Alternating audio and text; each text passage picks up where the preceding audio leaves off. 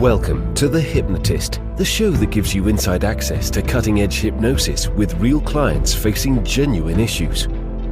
Brought to you by the hypnotherapist demanded by celebrities, CEOs, and even royalty, Adam Cox. These recordings took place live from Adam's clinic in London's world-famous Harley Street.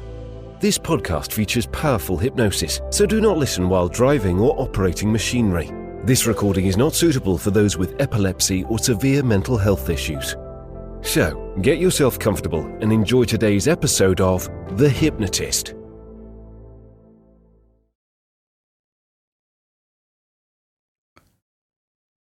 Hi, it's Adam here, and you're about to listen to a hypnosis session all about releasing shame. And I think a lot of people carry shame from their past, sometimes their childhood. Depends on the value system and the upbringing, but the client that I was working with had a very religious upbringing, and a lot of the time there was an attempt to use shame as a way to use power dynamics and keep someone feeling of low self-worth, because then they could be easier to manipulate or control.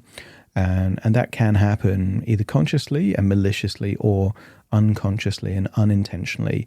But however it comes from, sometimes people can have that kind of critical or judgmental voice from a parent or maybe a teacher, and then they internalize it and they're almost that way to themselves because they've learned how to use shame or judgment as a way to punish themselves. But the real function of shame is not to punish, it's to change future behavior. So actually what you're going to hear in this session is a way of manipulating that critical judgmental inner voice and turning it into something much more positive and encouraging and supportive. There's also a distinction here because not all shame is deserved. If you've got certain rules, for example, and those rules are very strict and in fact impossible to adhere to, some people could break those rules and feel incredible amounts of shame, even though what that person did isn't particularly serious. And I can remember, I'm an atheist now, but I grew up in the Catholic religion, and I remember not sharing some money with my brother, and I was told to, and I didn't have to, but I remember going to confession in the church and just feeling all of this shame and guilt. And the priest looked at me and he was confused. He's like, I don't understand what you've done here. And that gave me a reference point that sometimes you can have real emotions like guilt and shame, even if what it's actually linked to is not anything wrong. And that was certainly the case with this particular client. They were carrying a lot of shame. And, it took a lot of indoctrination or belief systems instilled at a very young age for that person to feel shame, whereas someone else with a different upbringing would have done exactly the same things and not had any shame at all. So there is this metaphor of letting go of undeserved shame and then allowing the deserved shame to influence future behavior. So they get the best of both worlds, but in all cases, it's about releasing the shame and activating a kinder, more encouraging and supportive inner voice. And here's the interesting thing. Sometimes perfectionism can be a cause of shame, because if the standards are so high, failure is inevitable. When people fail, they feel low and they feel ashamed sometimes. And while they're in that low, ashamed state, quite often they'll do things that are the complete opposite of living at a high standard. It gives them permission to do things way below their standards because they feel shitty about themselves anyway, if that makes sense. So if you are carrying a lot of shame or you are very critical to yourself, I think you'll benefit from this session. It was created for an individual, and on that basis, some of the suggestions would have been highly relevant to the client that I'm working with and not perhaps relevant to you at all. So if you like the idea of working with me directly, there will be a link in the description where you can schedule a completely free consultation call and we can explore the idea of working together. For now, though, find a quiet, comfortable place where you won't be disturbed, relax, and enjoy the session.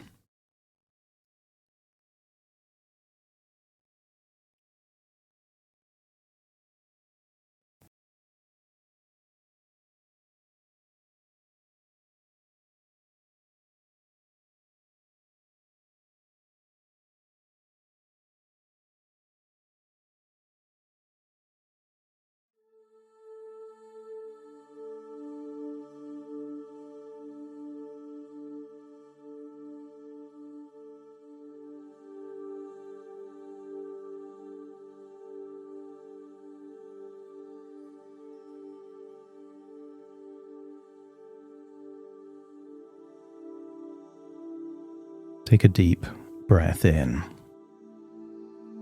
And as you breathe in, breathe in that slow, long, relaxing breath.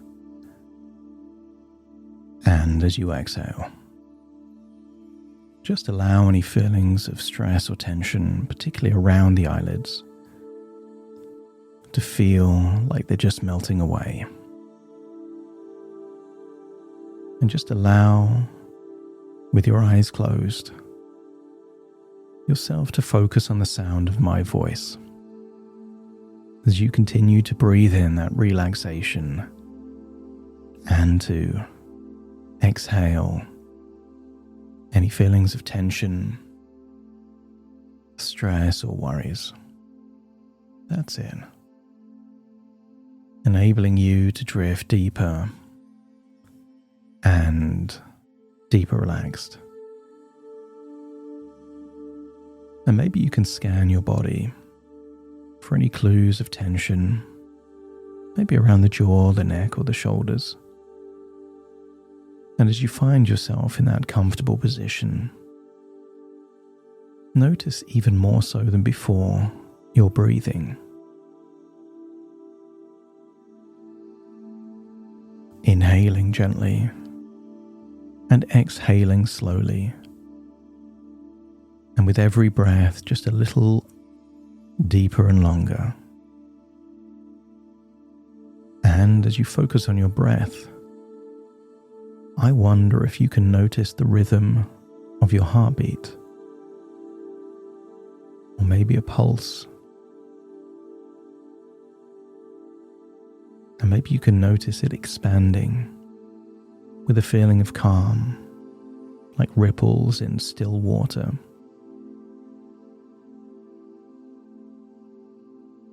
And just allow yourself, give yourself permission with each exhale to allow tension to be released. Just allowing your whole body to loosen and relax, and allowing the mind to quieten.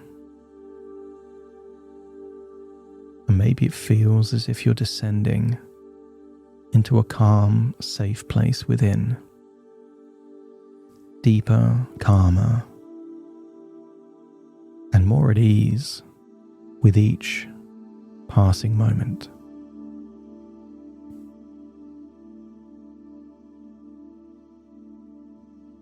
And I want you to use the power of your imagination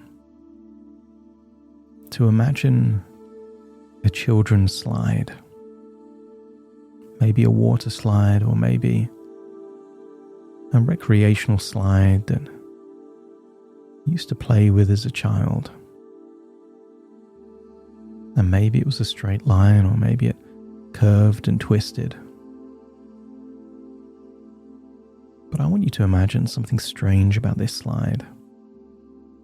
It starts up in a cloud and ends at the top of a mountain. And as I count down from 10 to 1, you will imagine with each descending number what it would feel like to slide down that very long slide. And you will imagine what it would feel like when I arrive at 1. That when you finish the slide, you end up at the top of a particular mountain. A mountain with an incredible view of the town, of nature,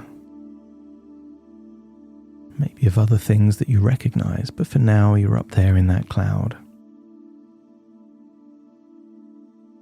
Maybe you can notice the color of that slide, the material. Maybe it's made of plastic or aluminium. 10, starting to slide down that slide. And 9, as you slide down the slide, just feel your whole body relax. 8, continuing the descent down, deeper down.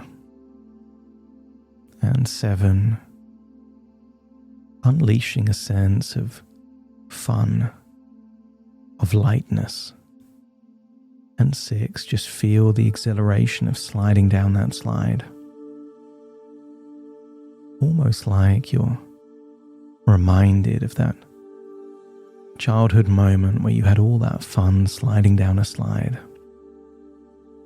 And as 6 turns to 5, just feel your arms and legs feel limp, loose and heavy.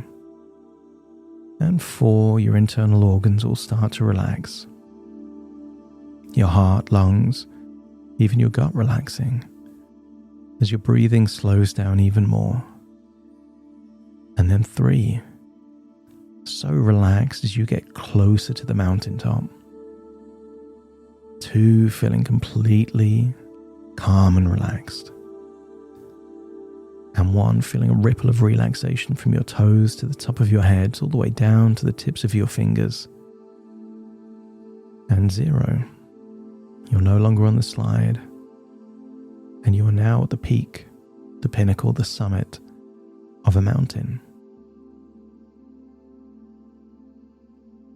And I want you to imagine feeling that sense of peace,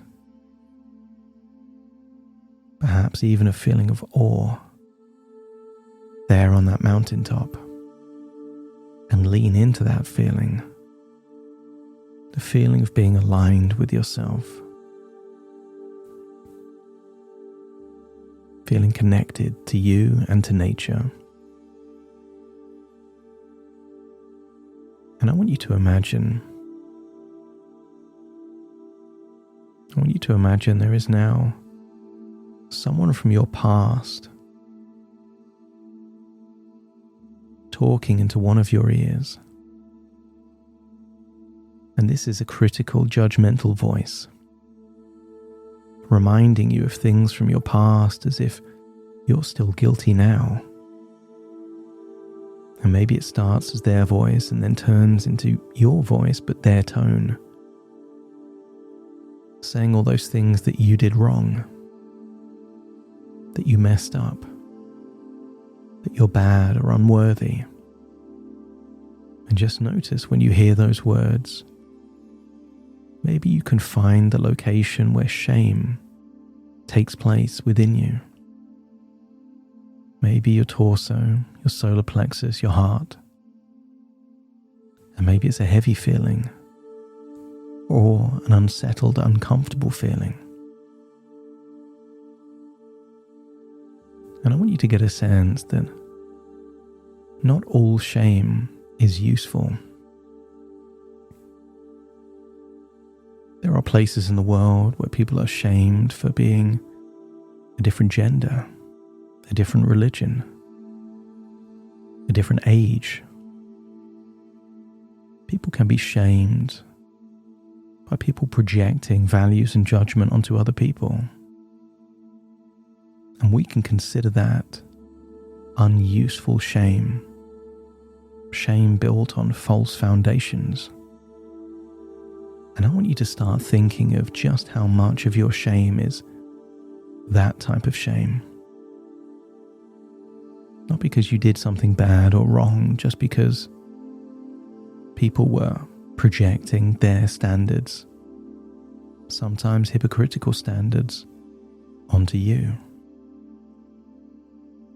And for all that shame, I want you to feel like it's a heavy rock that you've been carrying that doesn't belong to you. And I want you to imagine that heavy rock somewhere near the summit of that mountain and feel how good it would feel to just release that weight, to let it go, to roll it down safely to a place in the mountain where it's out of harm's way, that you don't need to carry that shame anymore because it was never yours to begin with.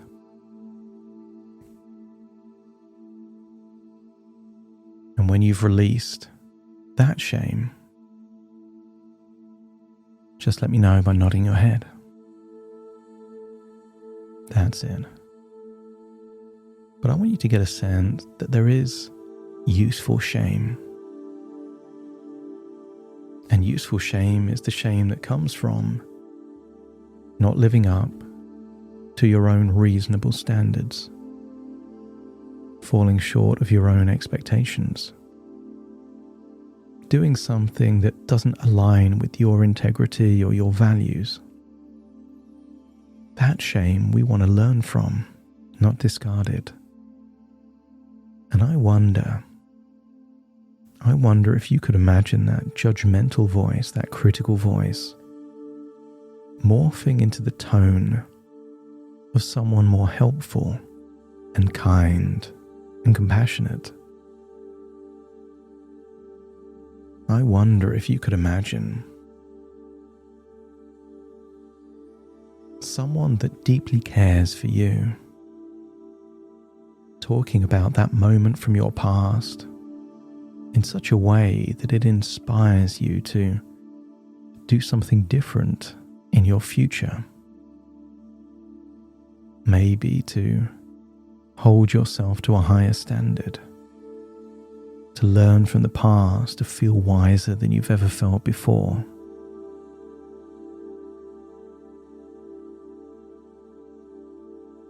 And start to change that voice into your own voice, but keeping the tonality and the intention the same.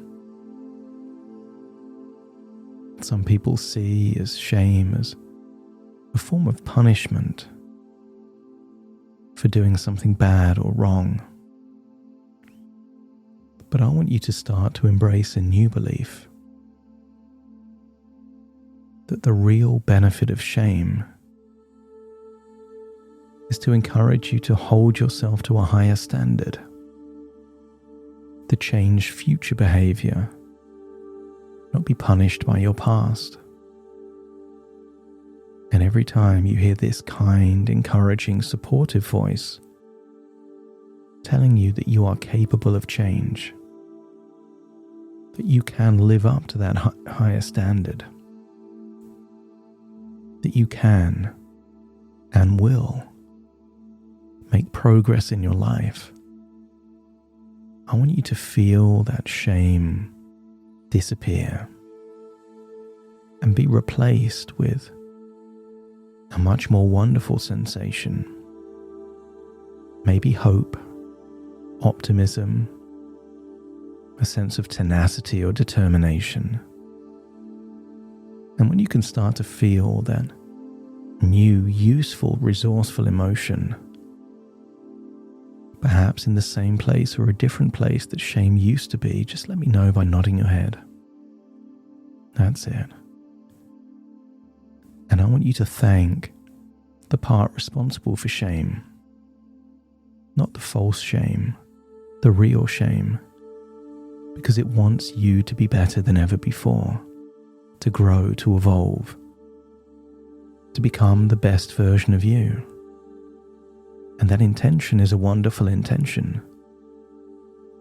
But I want that part to embrace that new kind, encouraging, supportive voice. And rather than telling you what you did wrong, it will encourage you to make incremental progress and changes in your future. Every time it does that, you are releasing the shame and embracing the very resources that can enhance the quality of your life. And many people don't do this. They hold themselves up to a standard of perfection, such a high standard it can never be attained. And when they fall short, they feel ashamed or unworthy. But when they feel ashamed or unworthy, that gives them permission to do other things that are below their standards, which leads to more shame and more unworthiness, which lowers the standards even more. Because many people feel that if the game is not winnable, they don't want to play. And perfectionism is not a winnable game. It's a game of shame. And if you're willing to play a new game, because the highest standard you could have is better than you've been before. You can't do the impossible, but you can replicate your past and enhance it even more. And I want you to feel that every time you set a new standard, every time you make progress, every time you do something better than ever before, you will feel the opposite of shame, and that is a sense of personal pride. For years, shame has tried to motivate you by beating you with a stick. But personal pride can motivate you with encouragement, inspiration, and feelings of constant improvement. And if your unconscious is now willing to help you raise your standards higher than ever before, but using encouragement, kindness, support, and pride rather than criticism, judgment, and shame, let me know by nodding your head. And the more you think about that, the truer it becomes.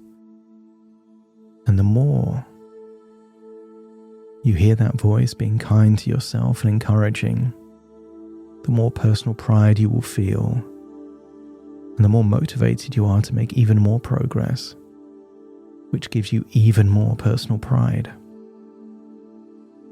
I want you to get this wonderful sense that this game is always winnable. And I want you to imagine that whenever that old critical voice comes back, I want you to get a sense that it's like an old radio that is on the wrong station. And you can just imagine tuning it to that new voice, the kind, encouraging, compassionate, understanding, supportive voice. That's something you can just do. And hear that voice now telling you, you've got this, you're capable. Of course, you can make lots of tiny changes to enhance the quality of your life. That will be good for you, good for your partner. You become a better role model for your children.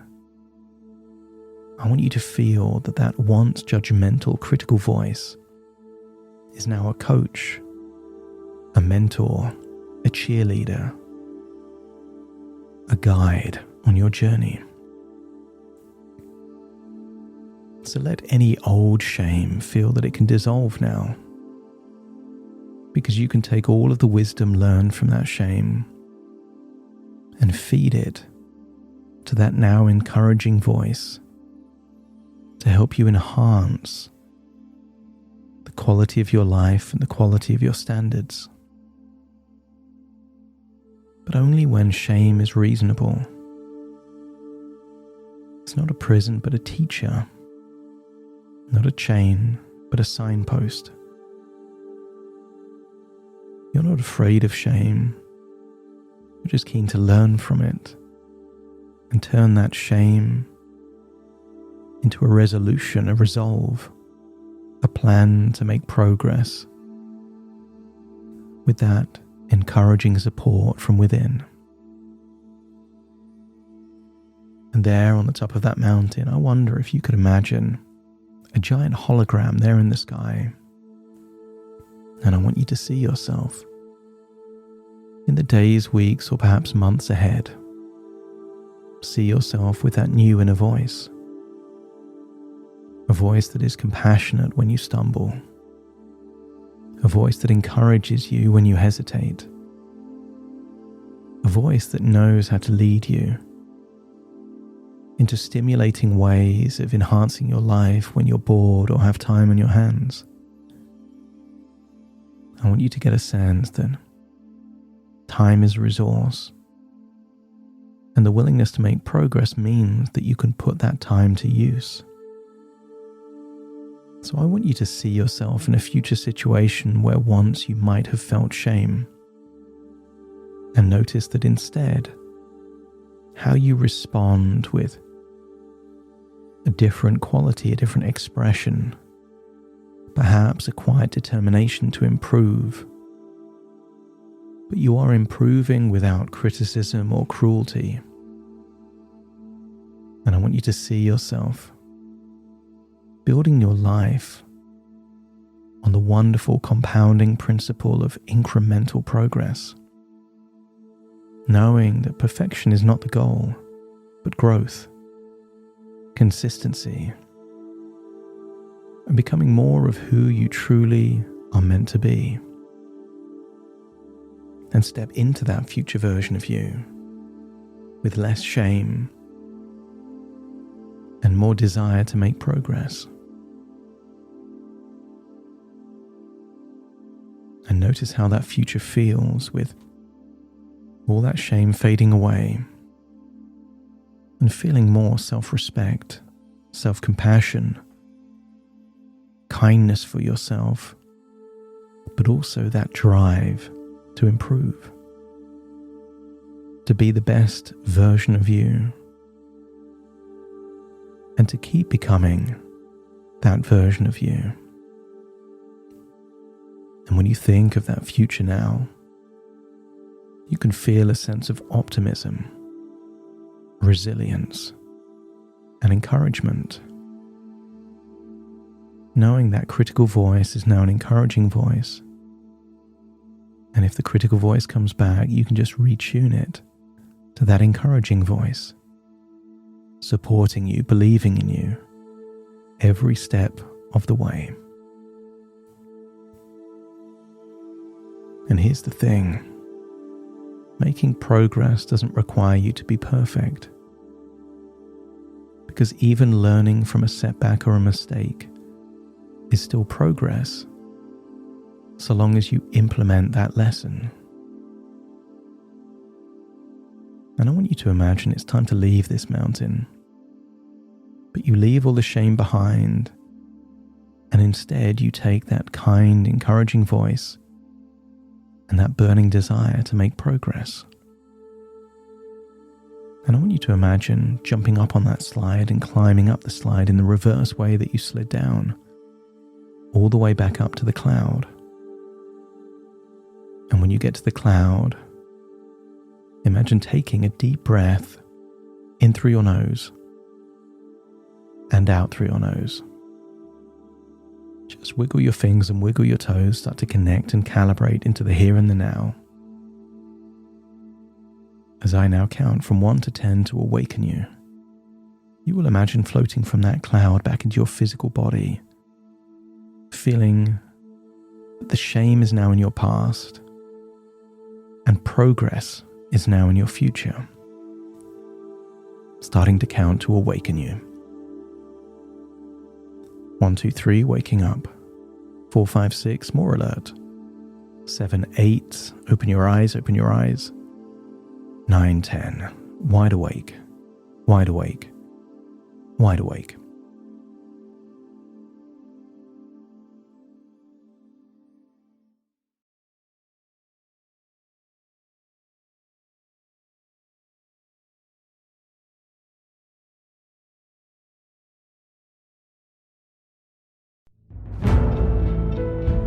Thank you for listening to The Hypnotist with Adam Cox, the show that gives you inside access to cutting-edge hypnosis with real clients facing genuine issues. To automatically receive the latest episodes, please subscribe. If you'd like to support the show, please share this episode with just one friend you think it could help. And if this episode helped you, please leave us a 5-star review.